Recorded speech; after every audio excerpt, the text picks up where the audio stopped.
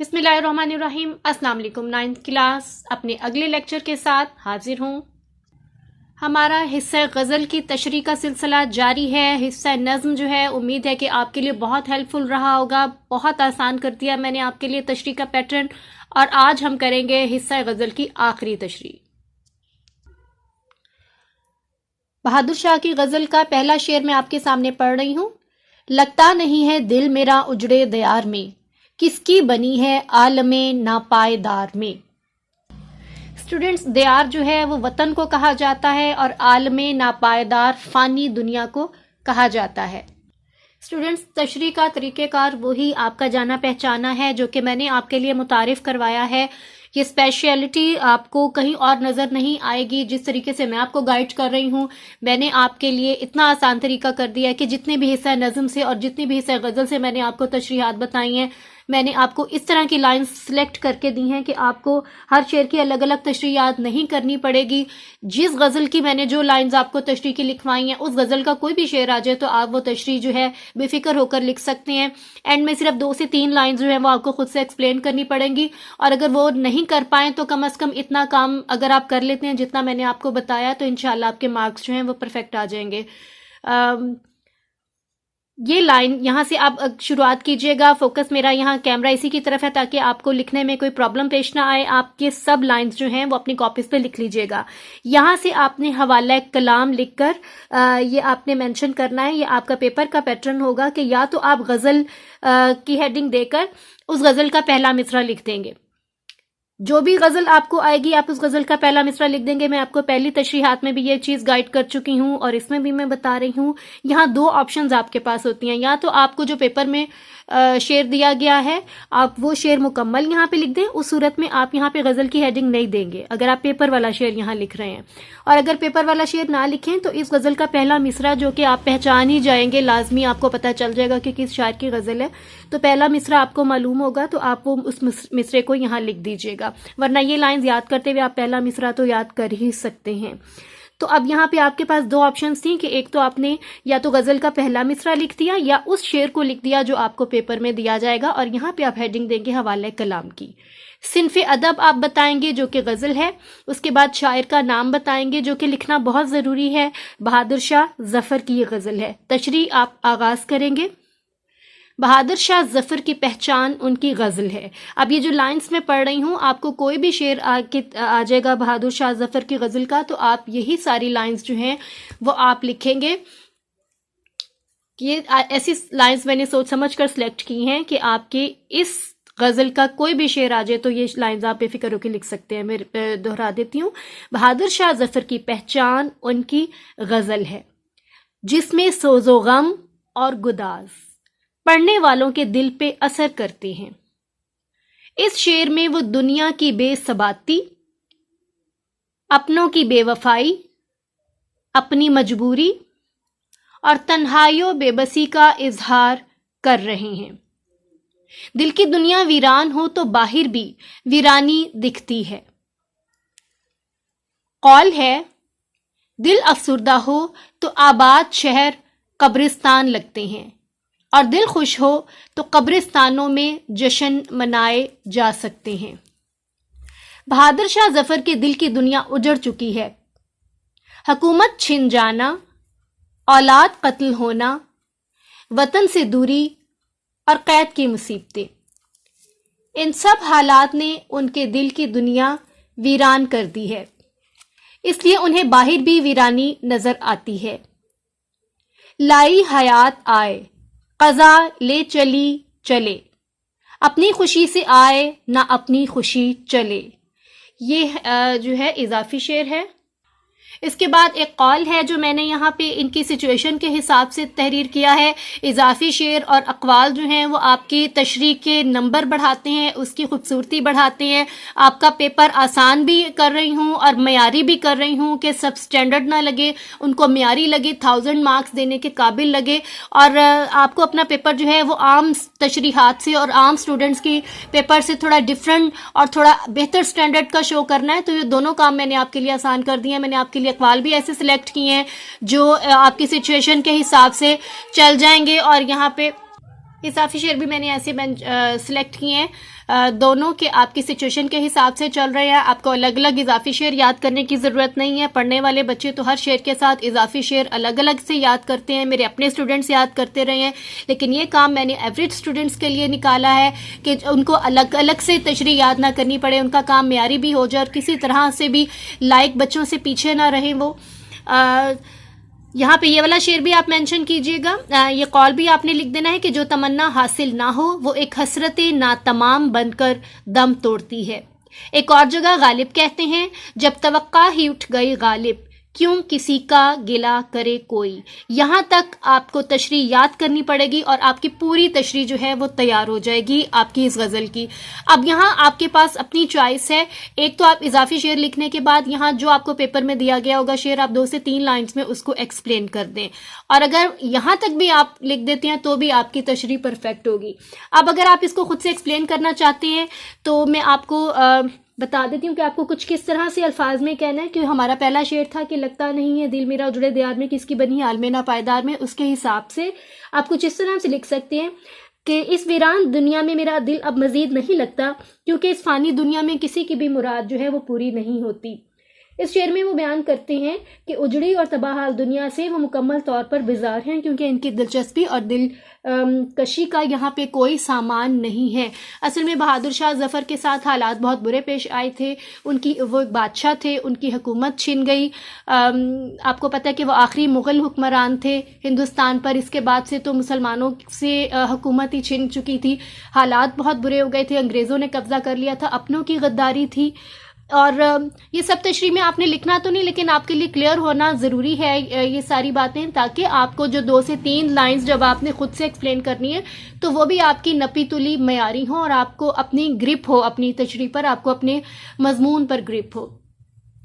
अब उनके बेटों को कत्ल कर दिया गया उनकी आंखों के सामने, उनकी बीबियों की इज्जतें पामाल की गई और इनको रंगून भेज दिया गया था सज़ा के तौर पे, और इनको दफन होने के लिए अपने वतन में ज़मीन भी नहीं मिली और ये अपने वतन से बहुत दूर इनको कैद किया गया था। तो ये उस मायूसी के बदतरीन हालात में इन्होंने ये गज़ल तहरीर की और आपको इनके हर शेर से इनका दुख और इनके अंदर की वीरानी जो है वो दिख रही होगी। मैं अगला शेर पढ़ रही हूँ। उम्रे दराज मांग कर लाए थे 4 दिन, 2 आरज़ू में कट गए 2 इंतज़ार में। तशरीह का तरीक़ेकार फिर वही होगा। यहाँ पे या तो आप उस शेर को लिख देंगे जो आपको पेपर में दिया गया है, और या फिर आप गज़ल का पहला ही मिसरा मेंशन कर देंगे, सिनफ़े अदब तहरीर करेंगे या हवाला कलाम की हेडिंग दे दीजिएगा और शायर का नाम यहाँ पे मेंशन करेंगे। उसके बाद तशरीह में यही लाइंस आ जाएंगी। मैं सिर्फ एक दफ़ा आपको और रिपीट कर देती हूँ ताकि आपको लिखने में प्रॉब्लम ना हो। आप इन लाइन्स को अपनी कॉपीज़ में नोट डाउन कर लीजिए ताकि आपको लर्निंग में कोई प्रॉब्लम ना हो। बहादुर शाह जफ़र की पहचान उनकी गज़ल है जिसमें सोज़ो गम और गुदास पढ़ने वालों के दिल पर असर करते हैं। इस शेर में वो दुनिया की बेसबाती, अपनों की बेवफाई, अपनी मजबूरी और तन्हाइयों बेबसी का इजहार कर रहे हैं। दिल की दुनिया वीरान हो तो बाहर भी वीरानी दिखती है। कौल है, दिल अफसुर्दा हो तो आबाद शहर कब्रिस्तान लगते हैं, और दिल खुश हो तो कब्रिस्तानों में जश्न मनाए जा सकते हैं। बहादुर शाह जफ़र के दिल की दुनिया उजड़ चुकी है। हुकूमत छिन जाना, औलाद कत्ल होना, वतन से दूरी और कैद की मुसीबतें, इन सब हालात ने उनके दिल की दुनिया वीरान कर दी है, इसलिए इन्हें बाहर भी वीरानी ही नज़र आती है। लाई हयात आए क़ज़ा ले चली चले, अपनी खुशी से आए ना अपनी खुशी चले। इसके बाद आप ये कॉल मेंशन कर दीजिएगा, प्रेजेंटेशन से लिख दीजिएगा, इन्वर्टेड कॉमास मार्कर से डाल सकते हैं, और वरना आप कॉल जो है वो भी मार्कर से लिख सकते हैं, वरना इसको बार में यहाँ साइड्स पे 2 लाइंस लगाकर आप यहाँ बार में भी लिख सकते हैं। आपकी प्रेजेंटेशन जो है वो खूबसूरत होनी चाहिए, हर चीज़ को मिक्स मत करते जाइएगा, लफ्ज़ के ऊपर लफ्ज़ चढ़ा नहीं होना चाहिए, लफ्ज़ों में डिस्टेंस होना चाहिए। और अगर आप कोई कॉल लिख रहे हैं तो उसको अलग अलग लाइन में मेंशन कीजिए। ऐसा ना हो कि यहाँ आप कॉल है लिख रहे हैं और यहीं से आप कॉल शुरू भी कर दें और एक लाइन में काम खत्म करके फारिग हो। इस तरह से मत कीजिएगा। आपकी प्रेजेंटेशन जो है वो बाकी स्टूडेंट्स से ज़रा हटकर लगनी चाहिए, खूबसूरत लगनी चाहिए, मयारी लगनी चाहिए और उसमें कोई कमी नहीं होनी चाहिए। तो बच्चे जो हैं बहुत खूबसूरत काम कर रहे हैं, म्यारी काम कर रहे हैं, और याद तो हर कोई कर लेता है, लेकिन नंबर वो बच्चा ले जाता है जिसकी इमला में कोई गलती ना हो, जिसकी प्रेजेंटेशन बहुत अच्छी हो। तो कटिंग से भी परहेज कीजिएगा पेपर में, प्रेजेंटेशन भी अच्छी कीजिएगा। प्रेजेंटेशन के पॉइंट ऑफ व्यू से मैं आपको क्लिप अनकरीब अपलोड करने वाली हूँ, बहुत आपके लिए गाइडलाइन उसमें होगी, बहुत काम आएगी प्रेजेंटेशन के लिए। तो यहाँ तक आप जब लिख देंगे इजाफी शेर, ये इजाफी शेर आप बार में भी लिख सकते हैं। जब तवक्का ही उठ गई गालिब, क्यों किसी का गिला करे कोई। इसके बाद आप तशरीह की हेडिंग देंगे, तशरीह तो आप दे चुके हैं। इसके बाद 2 से 3 जो लाइंस आपने सेल्फ क्रिएटिव राइटिंग का टच देते हुए लिखनी है, वो आप कुछ इस तरह से लिखेंगे कि इंसान की 4 दिन की ज़िंदगी में से 2 दिन आरजुएं करने, जबकि बकिया 2 दिन उन आरजुओं की तकमील में गुजर जाता है। दरअसल बहादुर शाह ज़फ़र जो इंसान की बेबसी जाहिर कर रहे हैं, वो कह रहे हैं कि इंसान किस कदर बेबस है कि एक तो उसको मुख्तसर ज़िंदगी मिलती है और मुख्तसर ज़िंदगी में उसकी आरजुओं की तकमील ही नहीं हो पाती, वो यहाँ से बहुत जल्द रुखसत हो जाता है। अभी तो वो ख्वाहिशें कर रहा होता है और उसकी आधी ख्वाहिशों की तकमील भी नहीं हो पाती, तो उसके दुनिया से जाने का वक्त आ जाता है। आरजुएं इंसान को बेबस कर देती हैं, और जब तक इंसान ज़िंदा रहे वो अपनी आरजुओं से जान नहीं छुड़ा सकता। आरजुओं के हिसार में जकड़ता चला जाता है और आरजुओं की जंजीर बनती चली जाती है। मैं तीसरा शेर पढ़ रही हूँ। बुलबुल को बागबां से ना सयाद से गिला, किस्मत में कैद लिखी थी फसले बहार में। ये कलामती शेर है बच्चों। बुलबुल से मुराद शायर खुद हैं। बागबां वैसे तो माली को कहा जाता है, लेकिन यहाँ पे उससे मुराद उनके महल के मुहाफिज हैं जिन्होंने गद्दारी की थी। और सयाद का मतलब वैसे शिकारी होता है, लेकिन यहाँ पे इससे मुराद अंग्रेज हैं। किस्मत में कैद लिखी थी फसले बहार में, यानी उनके उरूज पे। इसकी तशरीह का तरीक़ेकार वही होगा जो कि अभी मैंने आपको पढ़ के बताया। ये सारा जो है वो आप लिख लीजिएगा इसको, ताकि आपको करने में कोई प्रॉब्लम पेश ना आए। उसके बाद जब आप यहाँ पे इजाफी शेर यहाँ तक लिख लेंगे, और उसके बाद आपने खुद से सेल्फ राइटिंग करते हुए 2 से 3 लाइंस में इसको एक्सप्लेन कर देना कि बुलबुल को बागबां और सयाद से कोई गिला नहीं है, क्योंकि बहार के मौसम में यूं कैद होना तो उनके अपने मुकद्दर में लिखा हुआ था। बुलबुल से मुराद मैंने अभी बताया कि शायर खुद हैं। बागबान उनके शाही मुहाफिज थे जिन्होंने उनके साथ गद्दारी की थी, और अंग्रेज़ जो हैं उससे मुराद सयाद यानी शिकारी हैं। उन्हें अपने मुहाफ़िज़ों से अपने दिफा की कोई उम्मीद ही नहीं थी, इसलिए वो किसी से भी गिला नहीं कर रहे, किसी से शिकवा नहीं कर रहे हैं। उन्हें अंग्रेज़ों से भी रहम की कोई उम्मीद नहीं थी। वो अपने हालात के नताइज से पूरी तरह से आगाह थे, और इसलिए वो किसी से भी शिकवा नहीं कर रहे हैं, और उनके अपने मुकद्दर पे ही मुकद्दर को ज़िम्मेदार ठहराते हैं, अपनी किस्मत को। और जब इंसान अपनी तमाम कोशिशों के बावजूद अपने हालात को तब्दील ना कर पाए, तो वो अपने मुकद्दर पर सब्र कर लेता है, किसी से गिला शिकवा नहीं करता। बादशाहत मिलने के बाद यूं कैद में चले जाना कोई मामूली बात नहीं थी, और उसके बाद उनके साथ बहुत बुरा, इंतहाई बुरा सलूक होना, ये सब उनके मामलात ऐसे थे।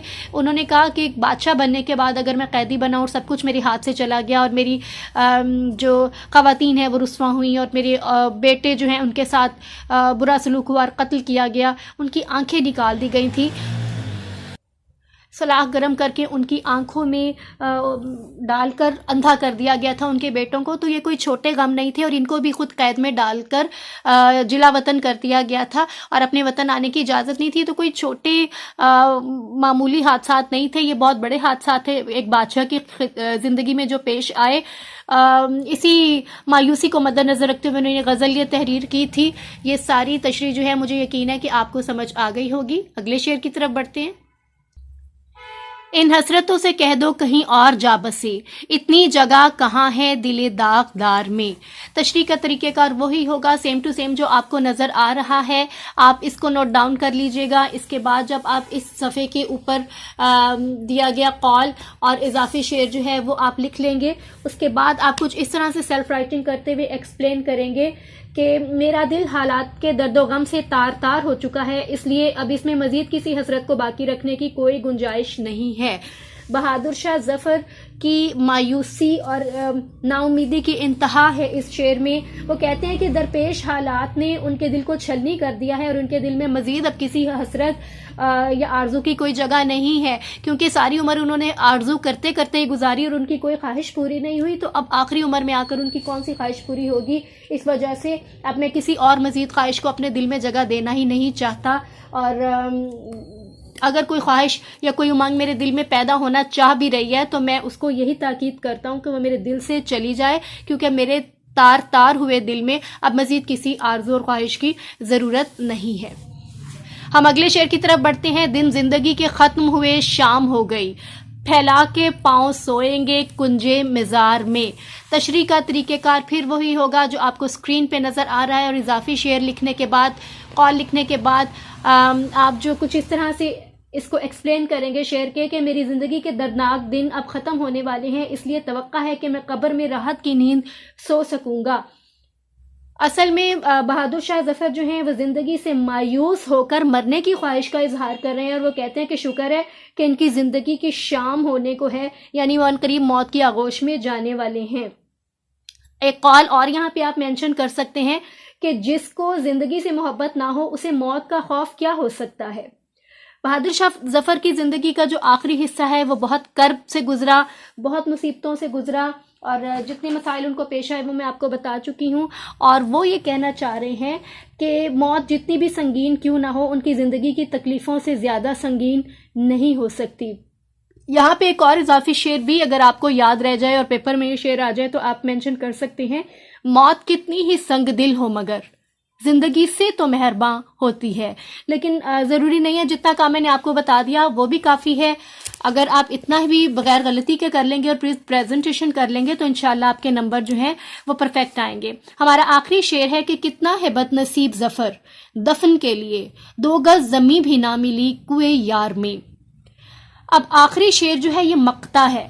ज़फ़र उनका तखल्लुस भी था, और ये जो है मक्ते की एक्सप्लेनेशन करते हुए फिर यही तरीका होगा कि आप इस तरह से यहाँ पे या तो शेर मेंशन कर दीजिएगा या आप गज़ल का पहला मिसरा मेंशन कर दें। शेर वो वाला मेंशन आप करेंगे जो आपको पेपर में दिया गया होगा, वरना गज़ल का पहला मिसरा मेंशन करके ये सारा तरीक़ेकार आप ऐसे ही कर लेंगे। और उसके बाद यहाँ तक लिखने के बाद आप इसको कुछ इस तरह से एक्सप्लेन करेंगे 2 से 3 लाइन्स में कि ए ज़फ़र तो किस कदर बदनसीब है, क्योंकि तुम्हें तो कब्र के लिए अपने वतन में जगह भी नहीं मिल सकती। अब वो यहाँ पे फिर अपने वतन में दफन ना होने की बेबसी और बदनसीबी जो है उसका इजहार कर रहे हैं। वो कह रहे हैं कि इससे बढ़कर मेरे लिए बेबसी क्या होगी कि एक तो मेरे से मेरी सल्तनत छीन ली गई और अब बाद अज़ मौत मुझे कब्र के लिए अपने वतन में जगह भी नहीं मिल सकती। वो अपने वतन से मोहब्बत करने वाले हैं। जज्बा हुब्बुल वतनी एक फितरी इंसानी जज्बा है, और जहाँ इंसान ने उम्र गुजारी हो तो उसकी ख्वाहिश होती है कि वह दफन भी वहीं हो, क्योंकि उस फ़ज़ा से और उस ज़मीन से उसको मोहब्बत हो जाती है। लेकिन बहादुर शाह जफ़र को क्योंकि जिला वतन किया गया था तो उन्हें यही नज़र आ रहा था कि मुझे मरने के बाद भी जो है यहीं दफना दिया जाएगा और मेरे वतन में मेरी लाश को नहीं भेजा जाएगा। तो वो अपनी बेबसी का इजहार कर रहे हैं और बदनसीबी का इजहार कर रहे हैं कि वो कितने बड़े बदनसीब हैं कि उन्हें अपनी कब्र की मिट्टी अपने वतन की नसीब नहीं हुई। यहाँ तक तो थे आपके तमाम अशार। बच्चों, तशरीह जो है वो मुझे यकीन है कि आपके लिए बहुत हेल्पफुल साबित हुई होगी। आप कमेंट्स में लिखकर ज़रूर मुझे बताया कीजिए, फीडबैक दिया कीजिए, लाइक और शेयर भी किया कीजिए, और बच्चों से भी सब्सक्राइब कराएं ताकि उनका भला हो जाए। और जैसे आपको आसानी मिल रही है आप दूसरों का आसानी बांटेंगे तो अल्लाह ताला आपके लिए और आसानियों के सामान मुहैया करेगा। इसलिए और सब्सक्राइबर्स भी आप उनको भी स्टूडेंट्स को गाइड करें ताकि वो सब्सक्राइब करें और उन्हें मेरी वक्तन फ़वक्तन जो है हेल्पफुल जो है गाइडलाइंस मिलती जाएँ और वो वीडियोस देखते जाएं, उनके काम आने वाली हैं ये सारी चीज़ें। मशकी सवालात की तरफ चलते हैं। मशकी सवालात भी मैं आपको ऐसे बताती हूँ, मैं नहीं चाहती कि आपके नंबर कहीं से कटें। 10 नंबर के आपको मशकी सवालात आते हैं जो कि हिस्सा नसर में से, नज़म में से और गज़ल में से लिए जाते हैं, और आपको बाज़ दफ़ा आप एक लाइन में जवाब लिखकर आप तसल्ली रख लेते हैं कि आपका जो जवाब है वो 2 नंबर आपको दिला देगा, लेकिन वो अमूमन आपको एक ही नंबर दिला रहा होता है। आपकी सवाल में भी प्रेजेंटेशन बहुत अहमियत रखती है, सिर्फ जवाब लिखना काफ़ी नहीं है। मैं खुद क्योंकि बोर्ड चेकर हूँ तो मैंने ऐसे ऐसे पेपर्स भी देखे हैं कि 1 या 2 पेज में बच्चे कितना सारा पेपर लिखकर फारिग हो जाते हैं। वो 22 शीट्स आपको दी जाती हैं बच्चों, आपको 11 सिंगल शीट्स और 22 जो है डबल पेज जो है 11 आपको डबल और 22 सिंगल शीट्स आपको दी जाती हैं जो कि सिलाई के साथ जुड़ी होती हैं, तो वो सारी आपने फिल करके आनी होती हैं। ऐसा नहीं होता कि आप 2 से 3 पेजेस में पूरा पेपर करके फारिग हो जाए, ना आप प्रेजेंटेशन का ख्याल रखें, ना आप उसके नीटनेस का ख्याल रखें, बस आपको तसल्ली हो कि मैंने ये सारा काम कर लिया है। ऐसा नहीं होता, आपको पेपर की रिक्वायरमेंट पूरी करनी होती है। ये वो बातें हैं जो आपको किसी एकेडमी में या किसी और टीचर से पता नहीं चलेंगी। आपको बहुत भारी भारी फीसेस देनी पड़ेंगी अगर आप इन बातों को सीखना चाहते हैं।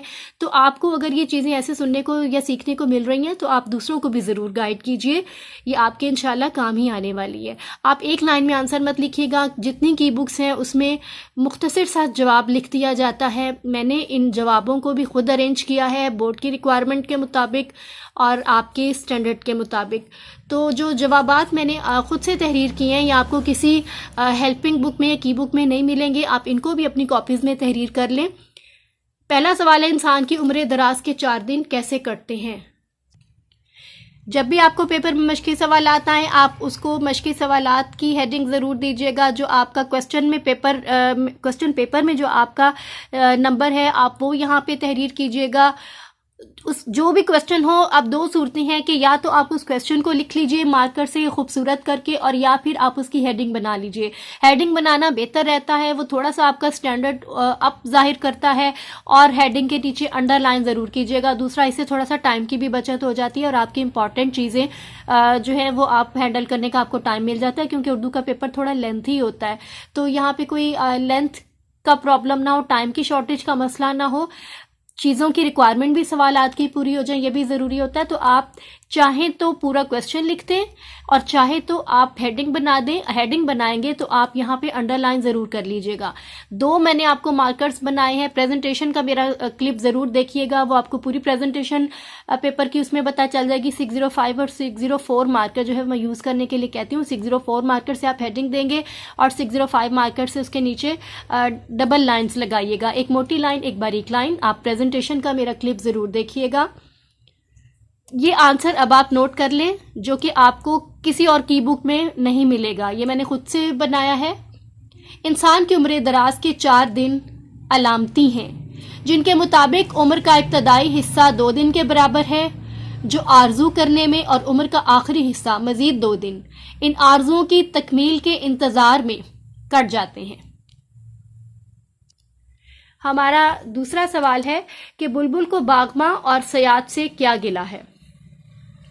आप यहाँ पे क्वेश्चन नंबर लिखिएगा। बुलबुल का गिला, इसकी मुमकिना हेडिंग हो सकती है। अगर आप इससे बेहतर हेडिंग कर सकते हैं तो आप ज़रूर कर लीजिएगा, लेकिन आप उसको अंडरलाइन कर लीजिएगा।